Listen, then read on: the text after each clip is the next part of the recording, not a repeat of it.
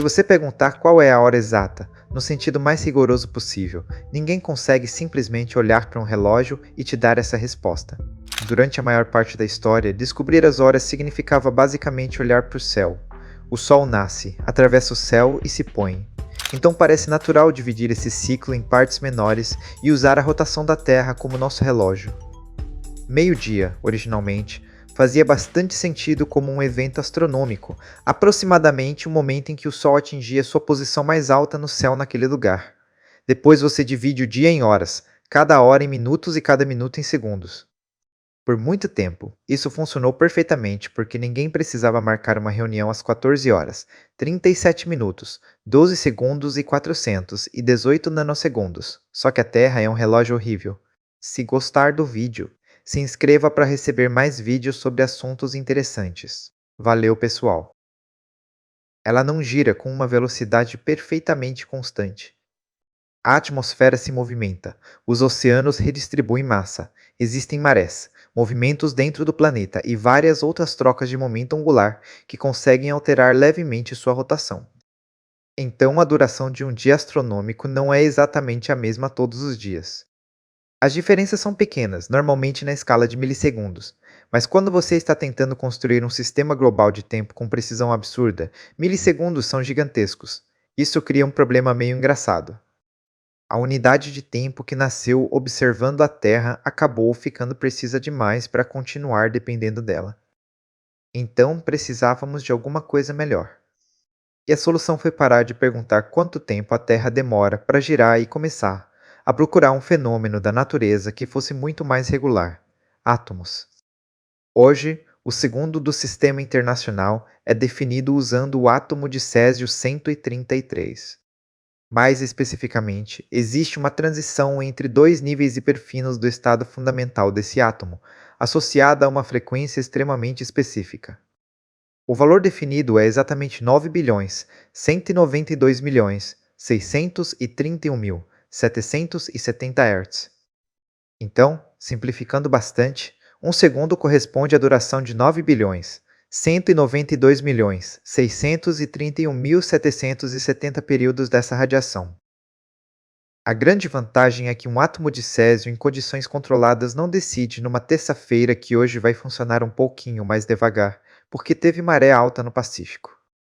Nós conseguimos reproduzir esse fenômeno em laboratórios diferentes e construir relógios extremamente estáveis, e foi assim que aparentemente resolvemos o problema. Agora basta construir o melhor relógio atômico do mundo, colocar ele em algum lugar, chamar aquilo de relógio oficial da humanidade e perguntar para ele que horas são. Só que não é assim que funciona. Não existe um único relógio atômico, mestre escondido em algum laboratório na Suíça ou na França, controlando todos os relógios do planeta. Na verdade, a hora internacional é construída usando centenas de relógios espalhados pelo mundo. Laboratórios nacionais de metrologia mantêm seus próprios relógios e suas próprias realizações locais da hora internacional. Esses laboratórios comparam os relógios entre si usando sistemas de transferência de tempo, incluindo sinais de satélite. Os dados são enviados para o Bureau Internacional de Pesos e Medidas, o BIPM, que fica na França. Atualmente, algo em torno de 450 relógios atômicos, mantidos por aproximadamente 85 laboratórios, contribuem para esse sistema. E não é simplesmente uma votação em que 226 relógios dizem 10 horas e os outros dizem 10 horas e 1 nanosegundo. O sistema analisa a estabilidade dos relógios, combina os dados e atribui pesos diferentes para construir uma escala extremamente estável. Dessa combinação surge a base do Tempo Atômico Internacional, ou TAE. A ideia é muito boa, porque nenhum relógio precisa ser perfeito. Imagine 10 relógios extremamente precisos. Um deles começa lentamente a adiantar, outro atrasa um pouquinho, um terceiro apresenta algum problema. Se você dependesse exclusivamente de um único relógio, qualquer erro dele viraria o erro oficial do planeta. Mas quando existe uma rede inteira sendo constantemente comparada, fica muito mais fácil detectar desvios e construir uma referência mais estável do que qualquer aparelho individual. Só que aqui aparece uma das partes mais estranhas dessa história. O resultado oficial não existe em tempo real dentro de uma máquina. Os laboratórios obviamente possuem relógios funcionando agora, mas o UTC internacional é calculado usando os dados enviados por eles, e o BIPM publica posteriormente as diferenças entre o UTC e as realizações locais de cada laboratório. Essa publicação é chamada circular, e é feita mensalmente. Ou seja, quando você pergunta qual é o UTC neste exato nanosegundo, não existe uma caixa física chamada UTC que alguém possa abrir e consultar. O que existe em tempo real são aproximações. Cada laboratório mantém algo chamado UTC de K, escrito UTC, entre parênteses K, sendo K a identificação daquele laboratório. Esses relógios são cuidadosamente ajustados para permanecer extremamente próximos daquilo que o UTC deverá ser. Existem também soluções rápidas que ajudam nessa previsão, mas o valor internacional definitivo é obtido posteriormente, depois que os dados dos relógios foram comparados. Podemos saber aproximadamente que horas são com uma precisão muito maior do que qualquer pessoa normal poderia precisar. Mas, se você exigir a versão metrologicamente definitiva da hora internacional agora, parte da resposta só vai ser conhecida depois. É como uma corrida em que todo mundo sabe praticamente quem está na frente, mas a fotografia oficial da chegada ainda vai ser processada, e seu celular está várias camadas abaixo disso. Ele não possui um pequeno relógio de Césio lá dentro. Seu celular tem um oscilador local que consegue contar tempo muito bem por períodos relativamente curtos, mas ele também recebe referências externas. Dependendo do aparelho e da situação, isso pode vir da rede celular, de servidores na internet ou de sistemas de navegação por satélite. Então, o horário que aparece na tela é o resultado final de uma cadeia enorme de sincronização. Seu celular confia num servidor. O servidor confia em fontes de tempo melhores. Essas fontes estão relacionadas a escalas mantidas por laboratórios. E esses laboratórios participam de um sistema internacional, que só depois consegue dizer com mais precisão como cada um deles estava em relação ao UTC. Mesmo assim, ainda não resolvemos o maior problema. Porque agora temos um segundo atômico extremamente estável, mas continuamos sendo pessoas morando num planeta que gira, e essas duas coisas lentamente se desalinham. Se simplesmente usássemos segundos atômicos sem nunca fazer nenhum ajuste, a hora marcada pelos nossos relógios começaria gradualmente a se afastar da hora determinada pela rotação da Terra. Por isso existem duas ideias diferentes. O UT1 é uma escala associada diretamente à rotação da Terra, já o TAI é uma escala atômica contínua, e o UT tenta viver entre os dois mundos. Ele possui segundos atômicos extremamente regulares, como o TAI, mas historicamente recebe ajustes para continuar próximo do tempo baseado na rotação terrestre. Esses ajustes são os famosos segundos intercalares. Normalmente um minuto possui 60 segundos, mas quando necessário, o UTC pode ganhar um segundo adicional. Então a sequência pode passar por 23 horas, 59 minutos e 59 segundos, depois 23 horas, 59 minutos e 60 segundos, e só então chegar à meia-noite. Basicamente, existe ocasionalmente um minuto com 61 segundos.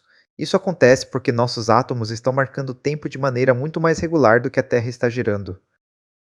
O objetivo tradicional é impedir que a diferença entre o UTC e o UT1 chegue a aproximadamente 0,9 segundo.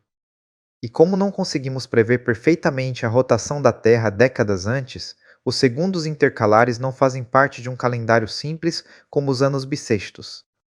O IERS, a organização responsável por acompanhar a rotação terrestre, mede o comportamento do planeta e anuncia se será necessário fazer um ajuste.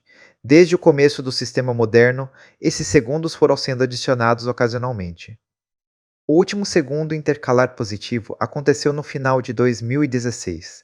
Desde 1º de janeiro de 2017, o tempo atômico internacional está 37 segundos à frente do UTC. E segundo a decisão mais recente disponível em 2026, também não haverá segundo intercalar no final de dezembro deste ano. Isso significa que existem literalmente escalas oficiais de tempo que neste momento discordam por dezenas de segundos. Nenhuma delas está quebrada. Elas estão respondendo perguntas ligeiramente diferentes. TAI pergunta basicamente como construir uma sequência contínua e estável baseada em tempo atômico. O T1 acompanha a rotação da Terra. o TC tenta fornecer uma escala prática para a civilização, mantendo uma relação entre essas duas coisas. E os segundos intercalares acabaram criando um problema enorme para computadores. Um segundo depois das 23 horas, 59 minutos e 59 segundos deveria ser meia-noite. Só que, num segundo intercalar, aparece um valor que praticamente nunca existe: 23 horas, 59 minutos e 60 segundos. Sistemas diferentes encontraram maneiras diferentes de lidar com isso. Alguns implementam o segundo diretamente, outros espalham o ajuste lentamente por um intervalo maior, fazendo os segundos ficarem imperceptivelmente mais longos ou curtos. E essa falta de uniformidade pode gerar problemas justamente nos sistemas que dependem mais de sincronização precisa. Por esse motivo, em 2022, uma resolução internacional decidiu aumentar, até 2035 ou antes, o limite permitido entre o TC e o T1, evitando a necessidade frequente de segundos intercalares.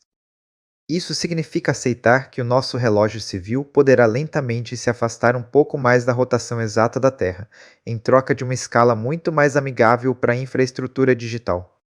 É quase como admitir que os átomos venceram a discussão contra o planeta. Mas ainda existe uma questão. Suponha que a gente finalmente consiga construir um relógio perfeito, não extremamente bom, perfeito. Colocamos dois relógios idênticos lado a lado, sincronizamos os dois e nunca mais existe nenhum erro de fabricação ou medição. Agora sim, eles deveriam marcar exatamente a mesma coisa para sempre, só que não. Se você colocar um dos relógios numa posição um pouco mais alta do que o outro, os dois começam a acumular tempos diferentes. Isso não acontece porque um deles está defeituoso, acontece por causa da relatividade geral. Quanto mais baixo você está num campo gravitacional, mais devagar o tempo passa em comparação com uma região de potencial gravitacional maior. O efeito no nosso cotidiano é ridiculamente pequeno, mas relógios modernos já são precisos o suficiente para medir isso em diferenças de altura extremamente pequenas. Experimentos conseguiram observar diferenças relativísticas, colocando relógios atômicos a alturas diferentes, dentro de praticamente um mesmo laboratório. Então, tecnicamente, um relógio no andar de cima de um prédio não acumula exatamente o mesmo tempo que um relógio no térreo. Seu rosto também acumula uma quantidade infinitesimalmente diferente de tempo dos seus pés. Movimento também muda as coisas. Pela relatividade especial, um relógio em movimento em relação a você acumula tempo de maneira diferente. E isso não é um detalhe filosófico que só importa perto de buracos negros. A gravidade mais fraca lá em cima produz o efeito contrário, e faz eles andarem mais rápido. Quando você combina os dois efeitos, os relógios dos satélites de GPS avançariam cerca de 38 microsegundos por dia em relação aos relógios na superfície se o sistema não compensasse isso. 38 microsegundos parecem absolutamente nada, mas sinais de GPS viajam na velocidade da luz. Nesse nível de precisão, ignorar relatividade faria o sistema acumular erros enormes de posicionamento muito rapidamente. Então, seu celular consegue descobrir onde você está, porque os engenheiros precisam levar em consideração o fato de que o tempo não passa exatamente na mesma velocidade em todos os lugares.